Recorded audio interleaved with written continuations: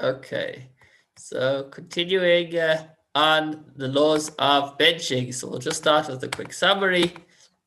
We spoke about mayim achronim, which means that one should wash one's hands before they bench, at least the fingertips, and keeping the crumbs on the table, keeping the knives off except for Shabbos. The minimum amount the person needs to eat in order to bench, which we said is a kazayas, which is perhaps around 27 grams, or a slice of bread, somewhere around there.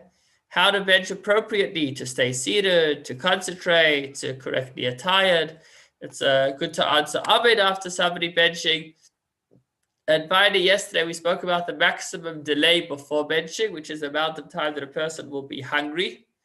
If a person is still feeling full from the meal that they ate, then they can still bench if they forgot. Obviously, a person shouldn't delay. A person should bench right away. But if they did forget, then that's how long they have. And then finally, if a person relocated, if a person, sorry, 1 second.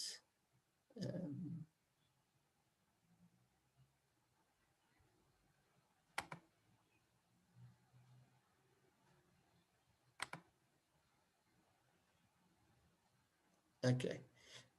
So secondly, if a person changed locations, we said a person is required to bench where they eat. If they don't have any more bread, then they actually need to travel back to where they ate, and in order to bench there, if one went off to work, one needs to go back home. If, however, a person does have some more bread, then what they could do is they could have another slice of bread where they are now, and then that way they'll be able to bench in the place that they ate. That brings us to where, and then finally we spoke about the additions for Shabbos. So we said that on Shabbos and when it's Rosh Chodesh and it's Shabbos, the special additions. First we make the addition for Shabbos, and then the addition for Rosh Chodesh. And then we spoke about what happens if a person forgot.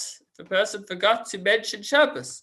So we said if it's a meal which they are obligated to have on Shabbos, then if they forgot throughout the benching, then they need to repeat. If it's a meal that they're not obligated to have, such as a third meal, which could be done without bread, then they wouldn't be required. If they forgot to mention Shabbos, they would not be required to bench again. We also spoke about if a person remembered in the middle, if they are before the blessing over Yerushalayim, before Hashem's name there, then they could still go back and say the addition for Shabbos, let's say. If they're after the blessing of Bnei Yerushalayim, but they haven't yet started the fourth blessing, Baruch Atah Hashem, then they could make a special blessing that's in the siddur. And if they've started the fourth blessing, then it's too late. They need to go back to the beginning. That was as far as Shabbos is concerned. Now let's look at other festivals. So if a person forgot on Rosh Chodesh, and they didn't say Ya'aleh v'Yaveh, the special edition for Rosh Chodesh. So if they remembered at exactly that spot that we spoke about, meaning after Baruch Atah Hashem, boom, right there, they've remembered. But they didn't yet start the fourth blessing. Baruch Atah Hashem Elokeinu melech ha'olam ha'olam, and they're in between. They're in that narrow spot between ending the blessing, ending with Yerushalayim, and starting the fourth blessing, So there's a special blessing that could be said there to make up for what they missed, which is Baruch Atah Hashem Elokeinu melech ha'olam shenas and Rashi Chadashim L'Ami Yisrael L'Zikaron. So that you could see that blessing in the siddur. If it's Chol HaMoed, then there's a special blessing for that. If it is Yom Tov, there's a special blessing for that. Rosh Hashanah has a special blessing for that. Yom Kippur, sorry, not Yom Kippur. You shouldn't be benching in Yom Kippur, unless it's somebody that has to eat. So the special blessing for all of these different occasions. Okay. If it was Rosh Chodesh and Shabbos, and they forgot both Shabbos and to mention both Shabbos and Rosh Chodesh, so then there's a special blessing for that.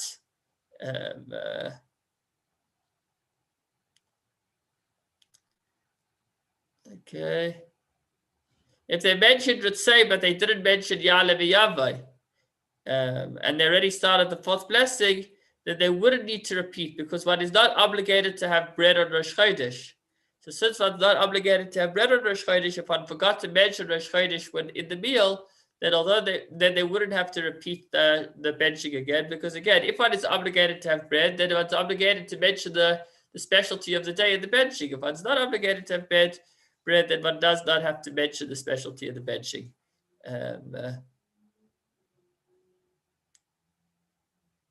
Obviously, if you have to repeat for or go back for Shabbos, then you would mention Rosh Chodesh as well.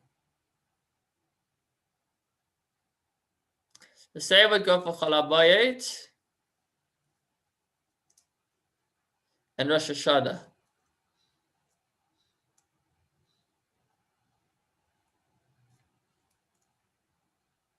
I don't know why you just said the same thing for Chol HaMoed and Rosh Hashanah. We're gonna same thing for Chol HaMoed, but I'm surprised he's saying it about Rosh Hashanah. I'll have to look into it. So we're going to see soon what is the halacha if a person forgot to mention Ya'aleh v'Yavai on Yom Tov. Okay, I don't see it here. Okay, I guess the same would. Sorry.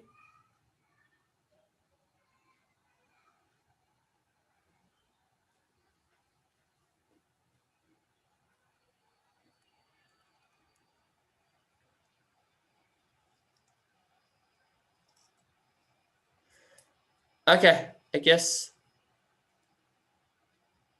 if I forgot to mention Ya'aleh v'Yavai on Yom Tov, I forgot it. I actually need to look into this some more, so you'll forgive me. We'll have to clarify on that. Okay, if it's Chanukah and Purim and you forgot to say Al Nissim, so that's coming up next week, Chanukah, and it could happen that you'll forget to mention Chanukah and the benching. So if you've already finished that blessing, then you don't go back.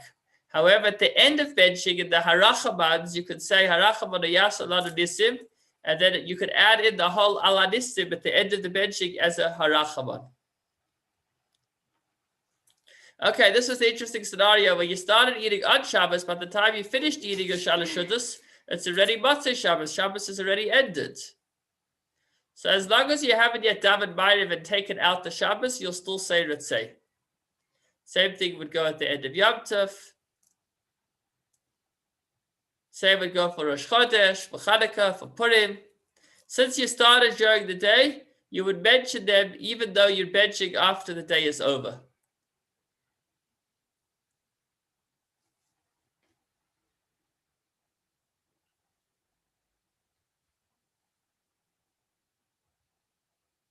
If you started the meal before Rosh Chodesh, and then it went into Rosh Chodesh, and so then it depends if you actually ended up eating on Rosh Chodesh. If you ended up eating on Rosh Chodesh, even though you started before Rosh Chodesh, then you would mention it in the benching. And the same for all other scenarios. Others say, okay, here's an interesting scenario. If you started eating a Shabbos meal and it went into the night, and that night is Rosh Chodesh. So,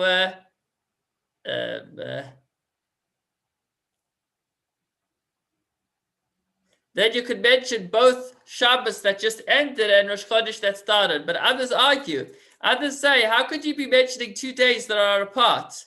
Either it's Shabbos or it's Rosh Chodesh. You can't be on 2 days at once. So, rather avoid such a situation. Here's an interesting one. If there's a non-Jew participating in the meal or in the house when you bench, so you would add the words, Hashem should bless us, the sons of the covenant, all together, as opposed to all of us together. We're referring specifically to the Jewish people. So those are some details as far as we touched upon today. If a person made a mistake, and if a person started the meal on one day and went into the next. So that brings us to the end of the laws of benching. Thanks.